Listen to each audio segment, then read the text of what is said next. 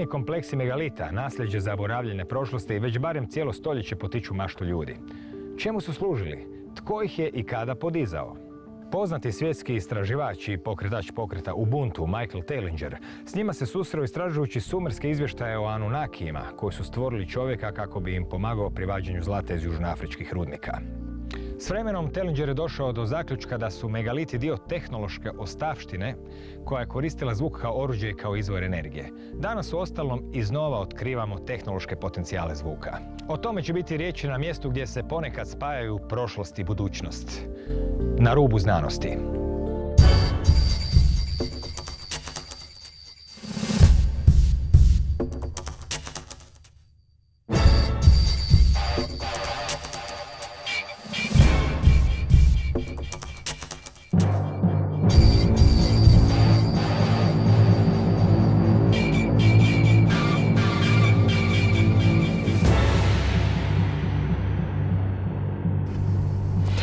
Pozdrav svima! Danas razgovaramo sa Michaelom Tellingerom, autorom nekoliko knjiga o drevnoj prošlosti ljudskog roda, a također i autorom knjige o Ubuntu, društvenom pokretu koji je nastao u Južnoafričkoj Republici i kojega zapravo on osmislio. No, večeras ćemo se držati uglavnom teme vezane uz tehnologiju zvuka koji je sastavni dio nastanka civilizacija ljudskog roda i možda i svemira samog. Dobar dan! Vezano uz vašu priču koja nas vodi do veze zlata i ljudi kroz povijest i bića zvanih Anunnaki, pa sve do drevnih tehnologija i naravno do novih društvenih ideja zvanih Ubuntu, počnemo kod opsežne priče i teze o tehnologiji vezano uz zvuk. Koja je veza između tehnologija prošlosti, tehnologija budućnosti i na samom početku, uostalom, kako je rečeno u mitovima i religijama, bijaše zvuk, čak i prije svjetlosti? Yeah, thank you very much, Krešimira. When you start looking into origins of humankind and trying to answer the three critical questions, who are we, where do we come from, why are we here, the questions that most of us have asked ourselves at some stage of our lives, and you start digging through the layers and layers of information into the ancient past, at some stage you realize that pretty much all ancient cultures and all ancient civilizations share the philosophy or the knowledge that creation started with some sort of sound or resonance. And the evidence is everywhere. The more you dig, the more you come across this evidence that hits you in the face time after time. And the most famous example is in the Bible. You know, the most popular book of all times. The Bible has sold more books than any other book in human history.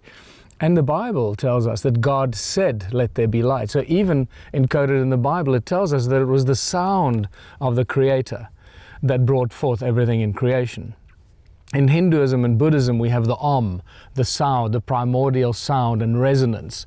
When I say sound, it actually means resonance that brings forth the sound with it. And then the Hindu story talks about Vishnu that awoke from a deep sleep and brought forth the resonance, through resonance, everything in creation. The Egyptians believe that the universe was sung into creation.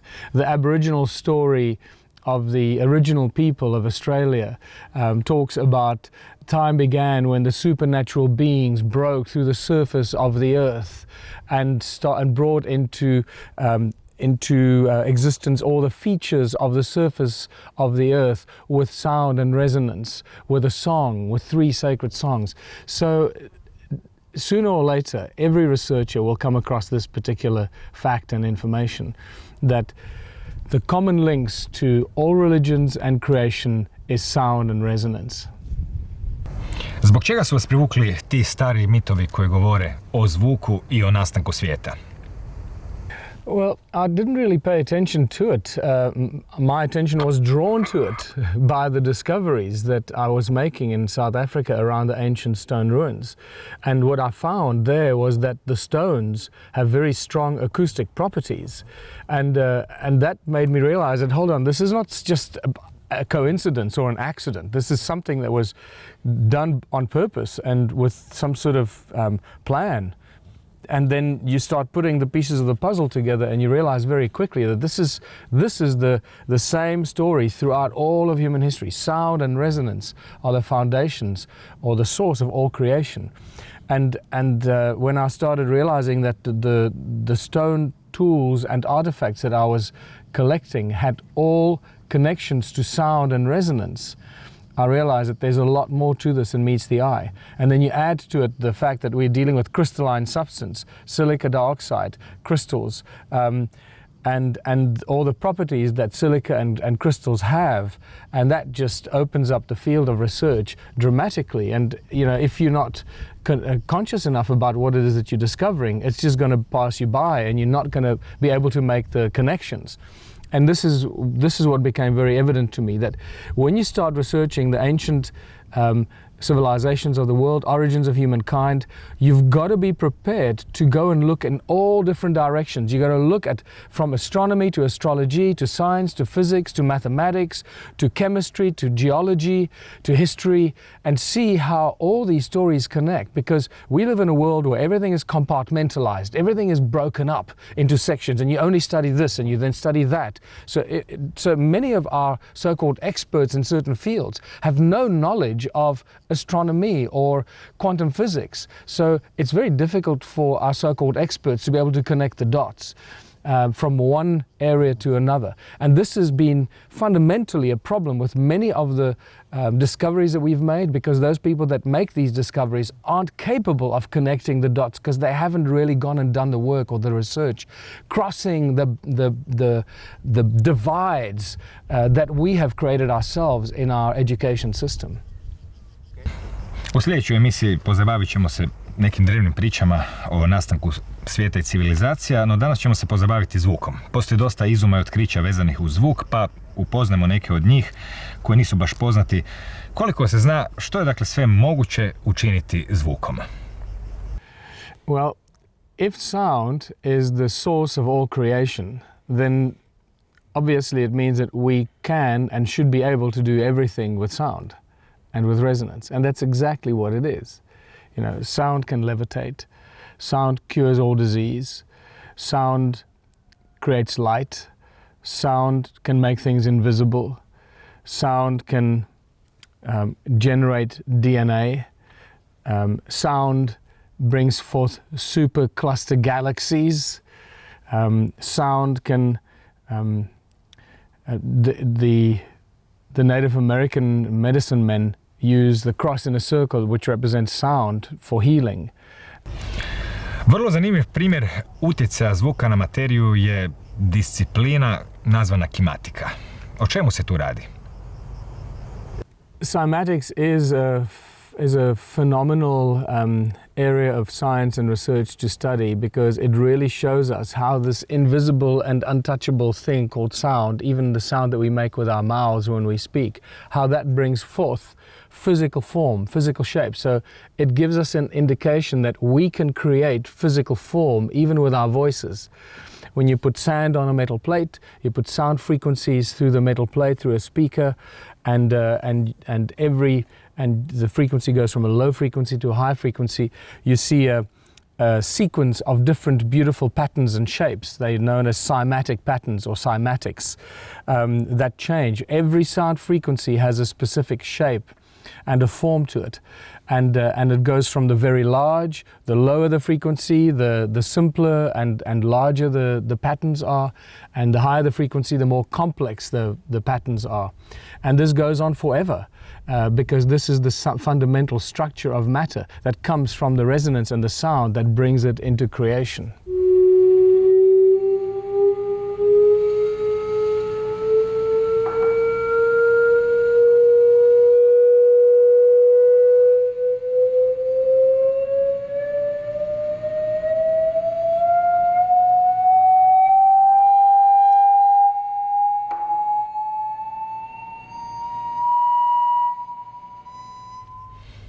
Ljudski glas također može utjecati na prašinu i sličnu materiju koja se koristi u kimatici. Koji su to, recimo, uvjerljivi ili zanimljivi primjeri vezani uz korištenje glasa u te svrhe? The simoscope is a tool that was created by or invented by Eric Larson in the United States, and it's a phenomenal device that actually shows us how powerful our voice is and how many different infinite number of shapes and physical form our voice actually creates when we speak. So it just tells us that we are divine creators. We can and should be able to create with our sound and with our voice. The way that we read in history, wizards used to be able to create things and cast spells and move things around. We have that tool in our voice, and the sound is the tool that we have built into this machine called the human body.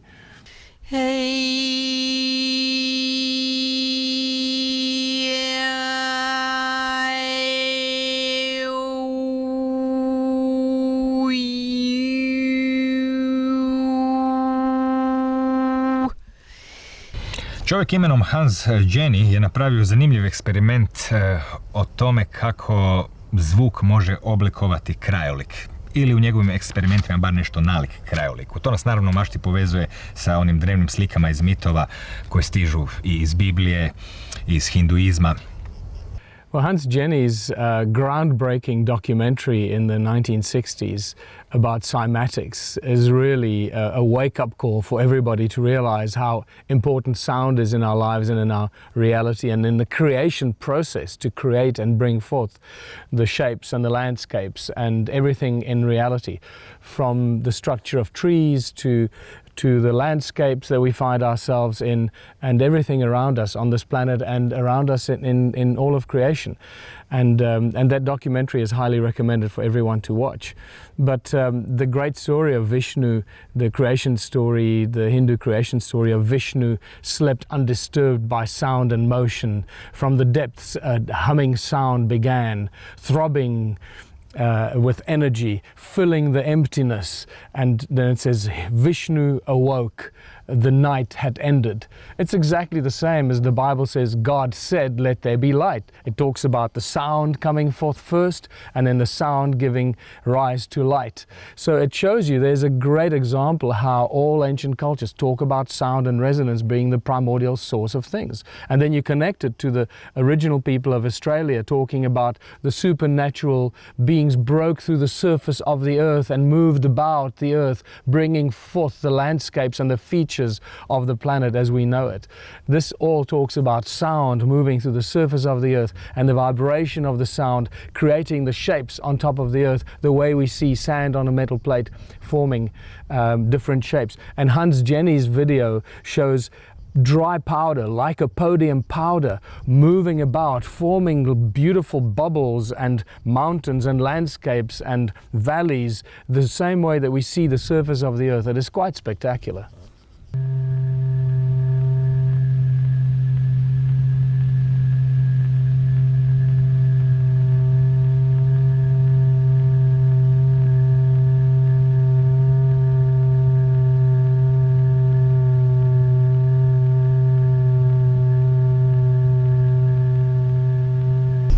Još jedna drevna priča povezuje nas sa zvukom, rezonancijom. To je priča o zavjetnom kovčegu koja opisuje stvari koje bismo danas nazvali levitacijom, komunikacijom.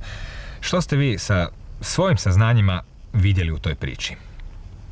Well, the Ark of the Covenant is probably one of the most famous examples of advanced technology that was dictated by the gods to Moses and to Aaron.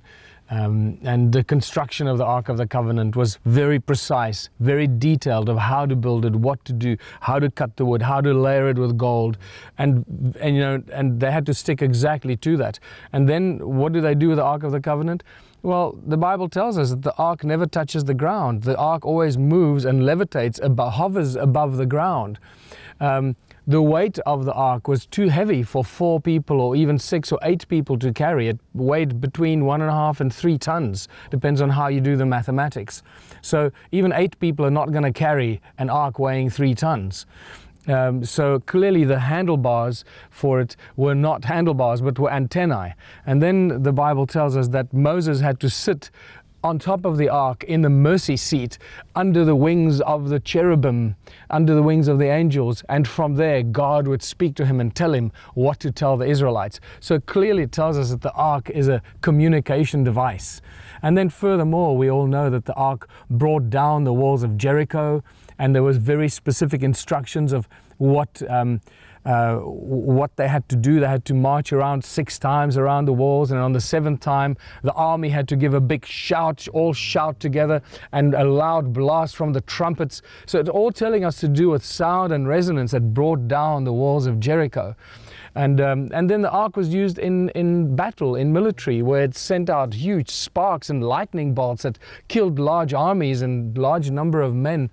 So it was a communication device, a levitation device, and a weapon of mass destruction, if you want to call it that. Kad pričamo o levitaciji, možemo iz te daleke prošlosti skočiti u nedavnu prošlost, na kraj 19. stoljeća, do čovjeka imenom John Keely, koji je također izvodio levitacije predmeta. John Keely is one of the great examples of how advanced knowledge and research and information is removed from the world by the elite, because John Keely achieved so many great and amazing things, and all to do with sound and resonance. He was drilling holes, precision holes into very, very hard rock with sound. He was levitating metal objects and various other objects with sound.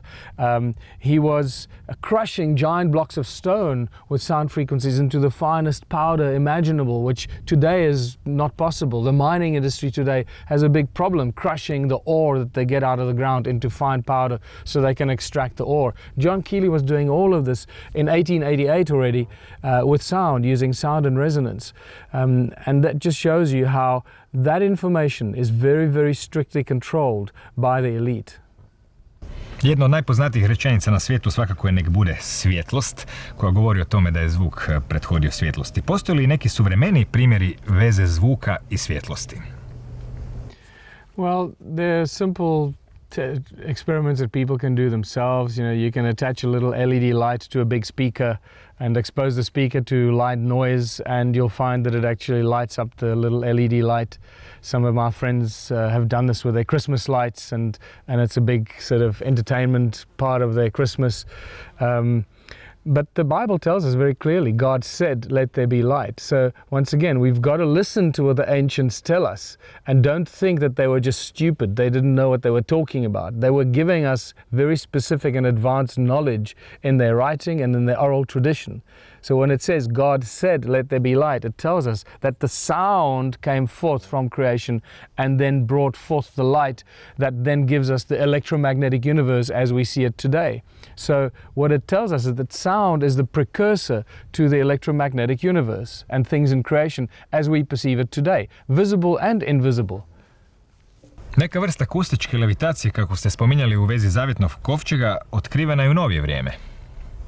One of the best examples for people to view, and they can see this for themselves on the internet, is a little example or an experiment that was done by David Deek.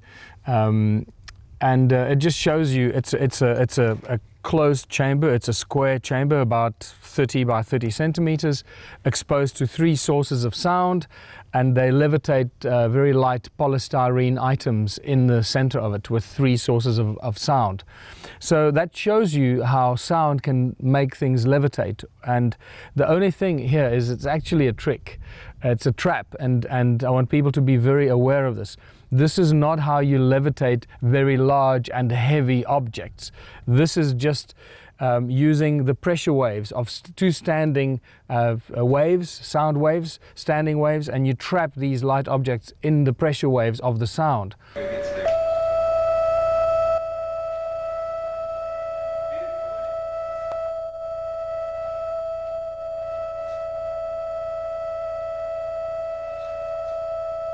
No strings attached, eh?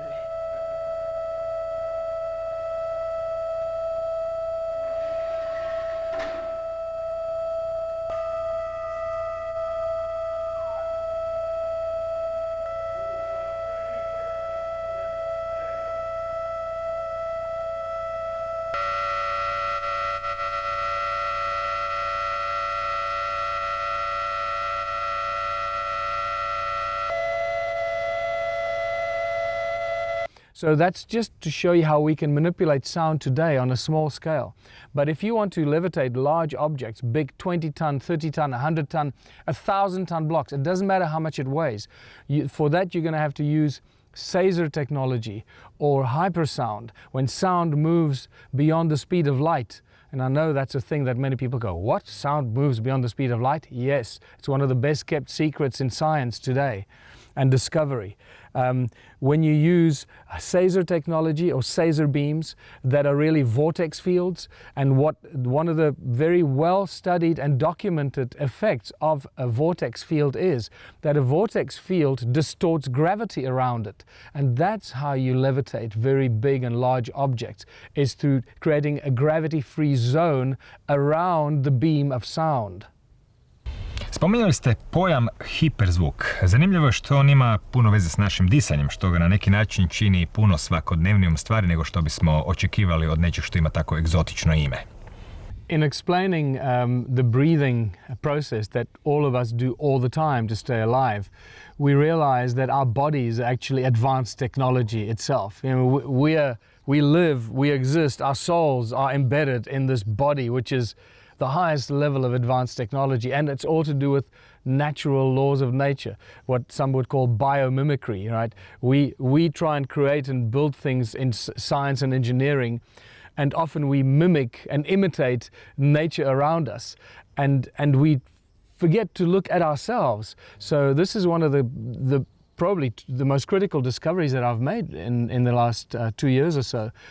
The fact that the air that we breathe is actually driven by sound, and it's the sound of the air we breathe that energizes the oxygen in our lungs, because as we breathe in, the air speeds up and the sound speeds up. It goes faster and faster, from bigger to smaller and smaller and smaller apertures, as it goes from the trachea to the bronchi, bronchioli, and eventually alveoli.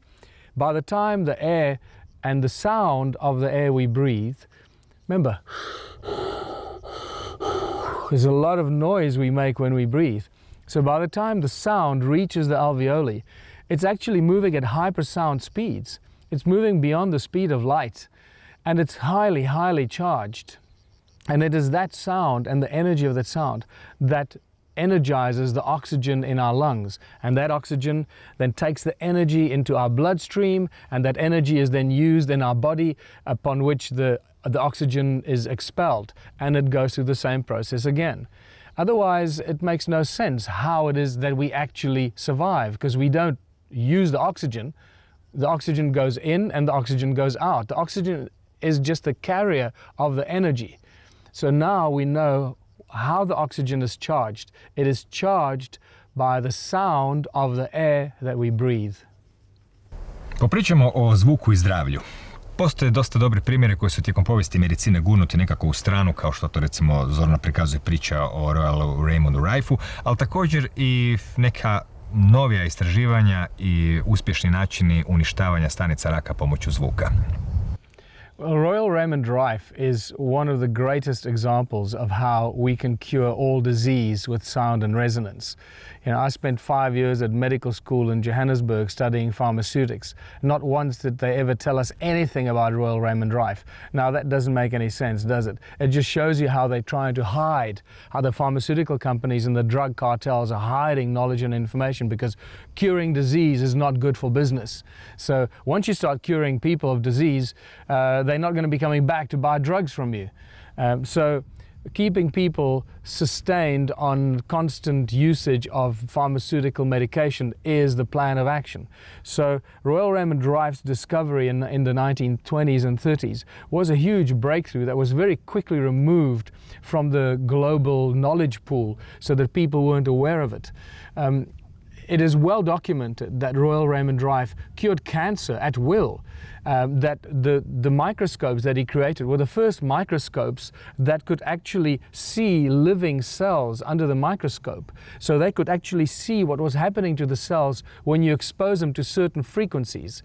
And remember, everything has its own prime resonance frequency. That's what this is all about. That's what sound and resonance is all about. Understanding the prime resonance frequency.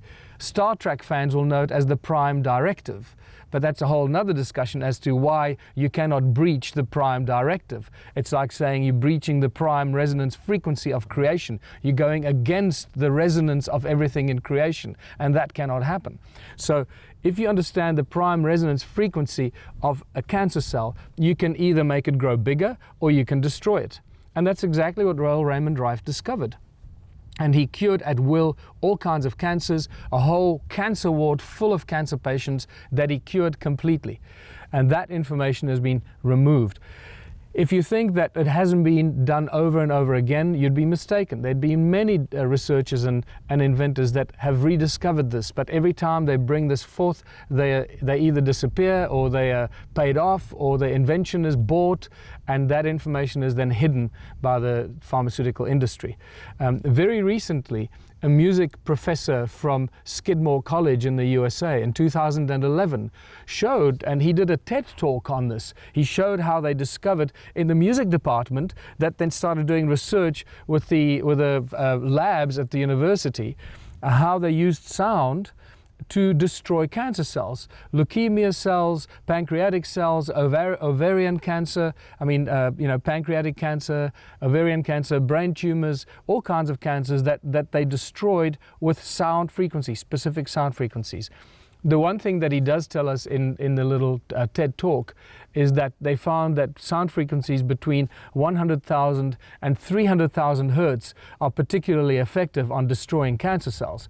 So that will give the independent researchers out there some direction in which to go and do some more research. Because the sooner we can actually give a real cure for cancer and a cure for disease by using sound to the people of the world, the sooner we can eliminate millions and millions of people that suffer of pain and debilitating illnesses that we can and should be able to cure. But all this stuff is hidden from humanity by the pharmaceutical industry.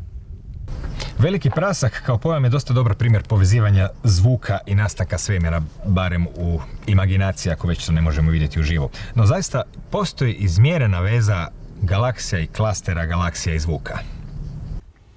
In 2003, NASA released the information that they recorded the lowest sound frequency that they've ever recorded in space. Now, that does two things. First of all, it tells us that they've recorded sound frequencies from space before, because if they say this is the lowest frequency we've ever recorded, means they've been recording sound frequencies from space before, and this is not unusual. But this was the lowest one they ever recorded, and it comes from the Perseus supercluster galaxy. It's about 250 million light years away from us. 250 million light years is just around the corner. It's not very far. But if you really understand that we can traverse space and time easily once we understand what the hell is going on. So what they measured is that at the center of this supercluster of galaxies is a giant black hole that emanates this sound frequency. And out of this seemed to come this supercluster of galaxies.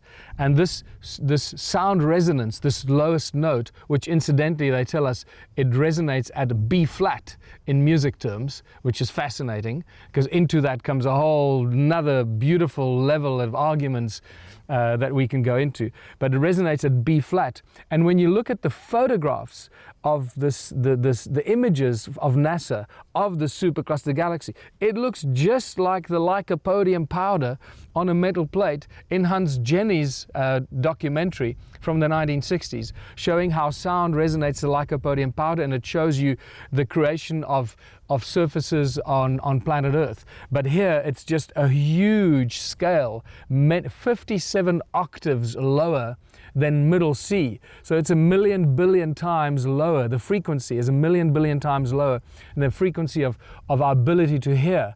So it just shows you the lower the frequency, the bigger the shapes that are created. And there's the most perfect example how matter gets brought into creation from sound, and it seems to come from the center of a giant black hole. And that once again opens up another very important argument or a debate about what black holes are and what happens when you go through a black hole, that you're actually going into different dimensions, and that black holes or wormholes or these vortexes can be used for moving from one dimension to another and for the creation of energy, and a very exciting discussion that one can have on that. U kontekstu hiperzvuka spomenuli ste da zvuk može biti brži od svjetlosti. Postoje li neka otkriće i eksperimenti koji dodatno potvrđuju tu tezu? To answer that question, let's go back to what the ancient civilizations tell us. God said, "Let there be light."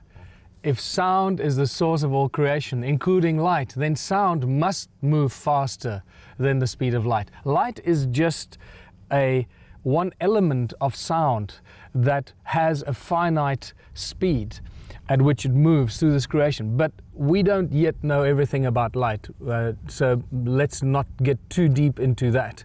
But the sound thing is getting more and more interesting, because we're starting to really get to understand what the sound and resonance of creation is all about. In 2005 at Middle Tennessee State University, a number of students, which I think consisted of some of the university students and also some students from the high school nearby, actually did an experiment, and they propelled sound beyond the speed of light to move several times as fast as the speed of light. Not just faster, but many times faster than the speed of light. And this was published in the American Institute of Physics magazine in 2007, I believe, and then very quickly put away and hidden, because when you start telling people and universities and students that sound can travel beyond the speed of light, this opens up our way of thinking outside the box, and that's not good for business, once again, for those that are trying to keep knowledge and information under their control. So some people are saying, well, how is that possible? Because we don't really understand what sound is. We think of sound as the stuff that we deal with here. When I talk to you, the sound moving beyond the sound barrier, breaking the sound barrier and all that. That's not all. That's just one aspect of sound. The way that we perceive sound and resonance in this reality, in this density, on this planet. But outside and away from this planet, under different conditions, sound behaves very differently. Resonance behaves very differently. It is the foundation of all creation. So we've got to go and understand, learn a lot more about what sound is, how it works, and how this resonance brings forth this thing that we call sound. But even if you look at explaining how sound moves faster than the speed of light in this reality, all we have to do is look at how light behaves and how sound behaves. When you put light through a medium, through a crystal prism, we all have seen this experiment at school. You put the light in, the light beam in, and it breaks it down into the colors of the rainbow. It means it's slowing the light down and showing us the different colors of the light. So light through a medium is slowed down. When you put sound into a medium, it speeds up. Sound travels several times faster in water than it does through the air. The denser the medium, the faster the speed of sound. Even in this reality. So if you, in this reality, imagine an infinitely dense medium, that means that sound will travel infinitely fast through the infinitely dense medium. Now, is there an infinitely dense medium? Yes, there is.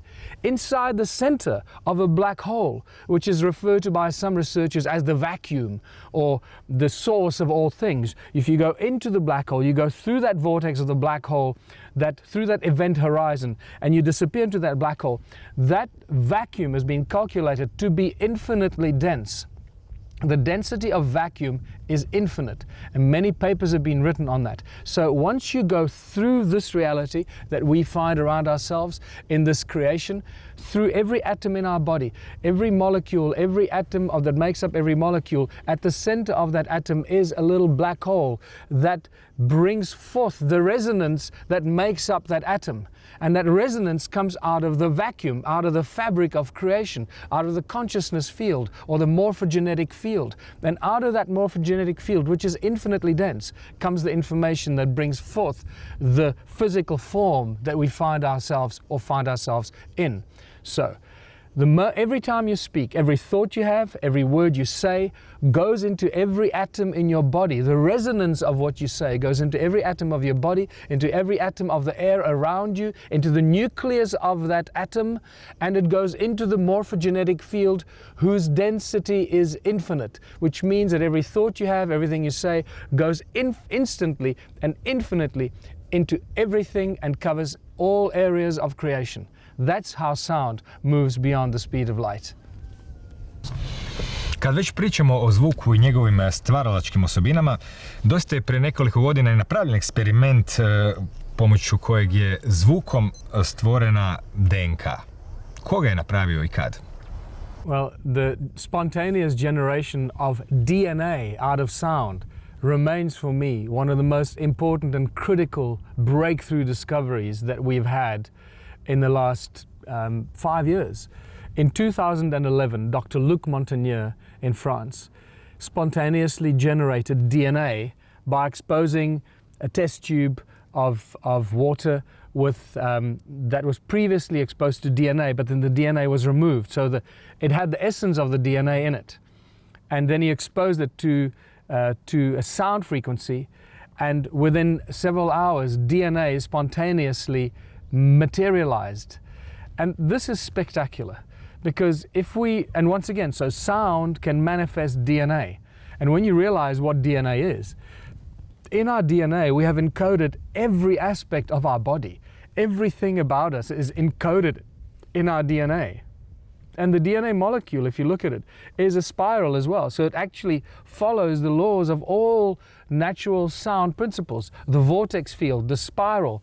So in our DNA, in the spiral of the DNA is encoded everything that we have. So it tells us that that sound frequency that created the DNA had encoded in it billions and trillions of smaller fractals of sound frequencies and sound resonances that could encode the DNA with all that information. So it's not just one frequency, but it's an infinite number of fractals that make up that one frequency. And this is why the study of sound and resonance is so fundamental to us starting to understand who we are, how we fit into everything, how everything is connected through the sound and resonance. Nothing is separate. Everything is connected. And the creation and the spontaneous generation of DNA by Luc Montagnier is for me the greatest example that we have in science today that shows us this without any question. Postoji još jedan zanimljiv patent, ovoga puta vezan uz stvaranje uragana pomoću zvuka. If you look at hurricanes and the way they spiral and move around, again, they just follow the laws of nature and everything in creation that spirals. Everything moves in a spiral fashion. Sound doesn't just travel in a straight line. Everything moves in a spiral, the way that the electrons move around the center of the atom and so forth. If you look at our planets around the sun, and the sun moves, we're never standing still. The sun is moving through space and the planets are being dragged along by the sun in actuality. And the same goes with our galaxy. The whole galaxy is a giant spiral. If you look at the formation of a hurricane from space, it's a giant spiral that keeps moving around. So, and all of this has a resonance, a deep resonance that brings this into creation, and is the cause for all this activity, is the sound and resonance. So therefore it stands to reason that if we know how to manipulate sound and resonance, we can create hurricanes, we can create rain, we can create clouds, we can create anything we want with sound and resonance. And to that argument, I think it was in 2003 that a bunch of guys applied for a patent to patent a device that can create hurricanes and tornadoes, and by manipulating them, creating rain. And that patent, as far as I know, stands today. A patent for the creation of hurricanes through sound and resonance. Ideje koje nas pomalo vode čak u sfere znanstvene fantastike su one vezane uz stvaranje plaštane vidljivosti pomoću zvuka. O kakvim se principima tu u stvari radi? Well, it was in August 2014, I believe, that Lawrence Berkeley Laboratories information that they discovered a way to use sound as a cloak of invisibility, and that they understood, they learned how to manipulate sound to make things invisible. By creating specific frequencies around an object, it makes that object invisible. And we're going to be discovering more and more of this ability to use sound. And if you look at the science fiction movies and people that have had experiences with UFOs or ETs, or they often describe that they heard a sound and suddenly this UFO appeared. And it was not there, and suddenly it's there. And there's a humming noise or a humming sound, right? So it tells us that sound and resonance is connected to our ability to bring things into visibility or to make them disappear. Jedan od egzotičnih primjera iz povijesti graničnih područja ljudskog znanja jest ne jako poznati primjer levitacije koji je napravio Viktor Grebenikov. Kad i kako je on izveo te svoje, danas bismo čak rekli pomalo zaboravljene pokuse? Well, Viktor Grebenikov used the wings of insects to create a levitation platform, and he pasted all these insect wings on at the bottom of his famous device. It was probably about 2 feet by 2 feet, or 50 by 50 centimeters, or something like that. And on this platform, he exposed it to certain sound frequencies, resonance. And by manipulating the resonance, he was able to make this thing levitate. And the reports tell us that he could make this thing move beyond the speed of sound. He could actually make this levitation device move beyond the speed of sound, which is phenomenal. And a lot of information is available on Viktor Grebenikov for this, but you have to go to an understanding of what the hell is this all about. Because when you first tell people, oh, you stick a bunch of bugs' wings, insect wings onto a piece of wood and it can levitate, people think you're crazy. No, not that quick. Because when you see how some insects fly, like the dragonfly or the bumblebee and many other insects whose bodies are too big to be able to fly, their wings are too small, they don't flap their wings like birds. What these insects do, and the dragonfly for me is the best example because of my recent discovery of how the system actually works, which is connected to the ancient tools and ancient stone tools and artifacts that I've been finding, and what I call the cone-shaped technology, the cones that focus the sound to create Caesar beams that distort gravity around them. This is the key thing here, because in the wings of dragonflies, the wings are not filled with arteries with blood. The wings are filled with tubes that carry the resonance of the wings. As the dragonfly vibrates its wings, it creates a frequency. That frequency goes into the hollow tubes that are in the wings, and all along these tubes and at the intersections of these tubes that go from big tubes to smaller tubes, all along these tubes in the wings of the dragonflies are tiny little cones that focus the sound and the resonance in a specific direction, creating Caesar beams or vortex fields that distort the gravity. And this is how a dragonfly flies, creating a gravity-free area around it and moving through it. And that's exactly what Viktor Grebenikov discovered.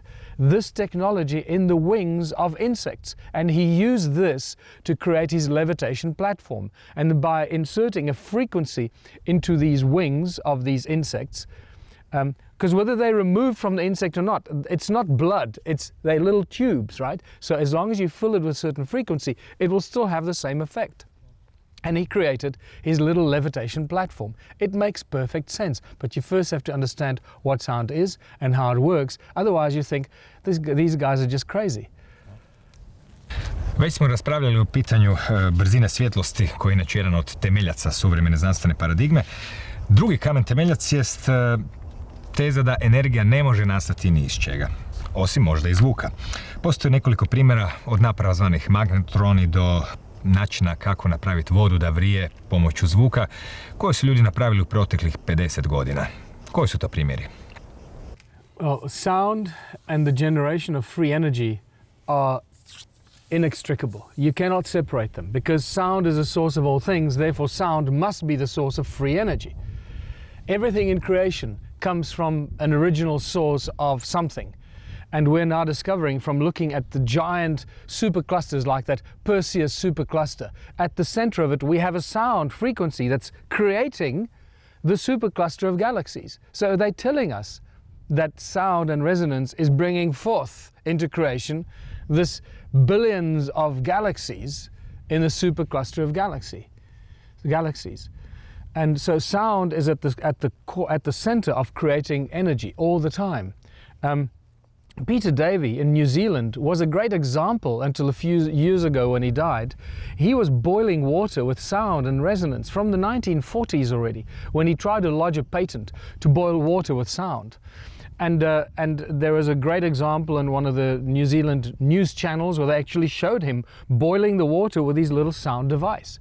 What I found fascinating, and the water boils instantly. You put that device into the water doesn't heat up. It boils instantly because it exposes the water molecules to the frequency at which they boil. So they instantly start to boil. Again, prime resonance frequency. If you know the prime resonance frequency of boiling water, you can boil water instantly by exposing it to that frequency. It's not about heating up the molecules. That's how we think about boiling water. What's fascinating about Peter Davey, the research that I've got, is that originally he created his device before he turned it into an electrical device. There were two bicycle bells, one smaller one inside a bigger one. And by simply ringing the bell, he calculated the frequencies and he made it a specific size. And by simply ringing the bell with his finger, he made a frequency that made the water boil instantly. Now that's advanced technology as far as we're concerned today, because any scientist will tell you it's not possible to do that. Well, it is possible. We have to step out of the box of mainstream physics. Remember that out of the vacuum, out of the center of an atom, out of the little black hole at the center of the atom, comes infinite density of sound and energy. So we have the capacity to create energy if we know how to tap into that black hole, that vacuum in the center of the atom. And then the other thing is the magnetron. A magnetron is used in modern technology. In laser beams, in microwave ovens, and a tiny little magnetron can generate so much energy that it can, it's in laser beams, it's used to cut metal in a split second. A laser beam that just cuts the metal in metal factories, and the magnetron is driven by resonance, by sound. It's an acoustic cavity magnetron, a resonance magnetron. So once again, sound and resonance is at the source of creating very, very high energies and laser beams, and also Caesar beams, because we have giant magnetrons built in the ancient ruins and the stone circles in South Africa that are built in the shape of magnetrons, telling us very clearly that these ancient sites were used by the sound they picked up from the resonance of Mother Earth. They converted that sound into a very powerful energy and used it for whatever the ancients were using it in Southern Africa. Spominjali ste, a u sljedećoj emisiji spominjat ćemo toga i više, drevne megalitske tehnologije, no i u novije vrijeme jedan čovjek imenom Ed Litzkalnin je oko svoje kuće, mislim na Floridi, na nikad razjašnjen način izgradio jedan kompleks megalita koji je nazvao Koraljni dvorac i on se danas tamo nalazi, ljudi ga posjećuju kao muzej. Što se zna o Edu Litzkalninu i o njegovom stvaranju Koraljnog dvorca? Ed Litzkalnin and his coral castle at the southern tip of Florida is for me one of the best examples and the best connections to ancient knowledge and ancient tools and technology. Because Ed Litzkalnin apparently built Coral Castle by levitating and cutting and moving these giant blocks of coral stone, which is very, very heavy, and 10-ton blocks and probably heavier, moving them around, levitating them with what was described to be ice cream cones.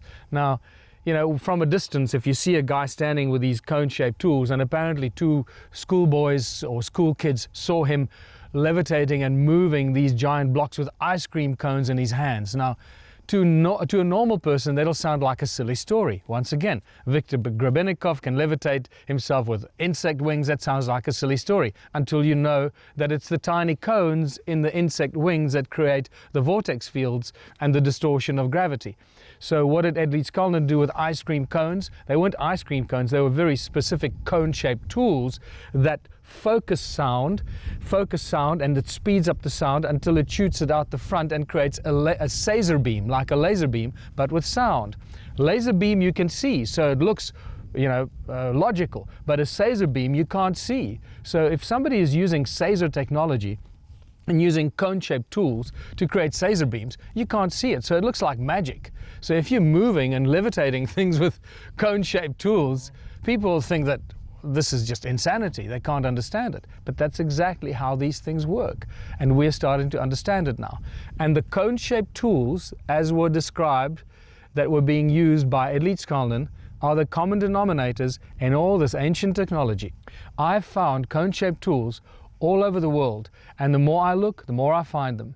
From the Americas, the Native American Indians, the medicine men use cone-shaped tools in their ceremony, cone-shaped tools in ancient mines in England, cone-shaped tools in Australia. The Mayas use cone-shaped tools. We have statues with Mayan deities holding cone-shaped tools in their hands. And all around the circles in southern Africa, I've been finding dozens and dozens of perfect cone-shaped tools that at first didn't make any sense. Now we understand, because all the ancient ruins and stone circles are connected to sound and resonance and generating huge amounts of energy with sound and resonance. The cone-shaped tools are always connected to the use of the sound by using Caesar technology and levitation technology. Let me also just show you how some of these other stones ring like bells. This is what I call, and as you can see, we find many of these elongated stones. This one is full of patina. It's thick patina, so it's quite dull, but you can still hear the effect. And this is a beautiful one. This one actually rings at 2 different frequencies.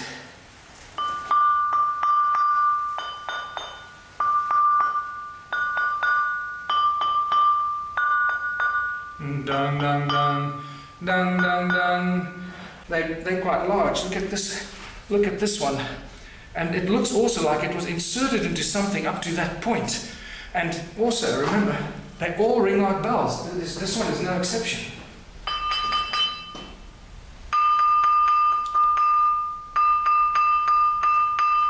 Alright, and on that note, there we go. That's better. That's what you want. You realize that this thing really rings like a bell, and it reverberates for quite a long time.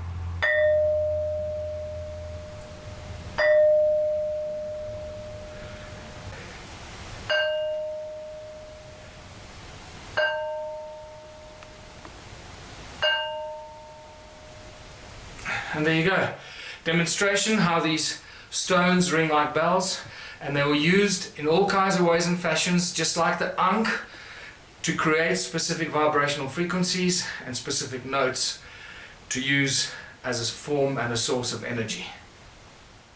But one of the greatest connectors to this, to complete the story, are the cone-shaped tools that were discovered in the Sumerian temples, in the walls of the temples, inscribed with cuneiform text that tell us that the cone-shaped tools were used in the building of the temples in Sumeria. And one of the cone-shaped tools actually describes the building of the temple of Inanna. So I think we've got more than enough evidence that cone-shaped tools are in fact the advanced technology that focuses the sound like a crystal in a laser focuses the light. The cone-shaped tools focus the sound, creating Caesar beams, distorting the energy, distorting the gravity, and giving us a gravity-free area with which we can levitate and move anything we want. Hvala Michael na ovoj ekspertizi vezano uz drevne tehnologije zvukom i moderne tehnologije, i u sljedećoj emisiji ćemo naš razgovor nastaviti. Za tjedan danas čekaju nas dakle priča o drevnoj vezi zlata, ljudskog roda, Anunnakija, drevnih mitova o nastanku čovjeka i zapravo o svemu što je udarilo temelje svijetu u kojem i danas živimo. Doviđenja.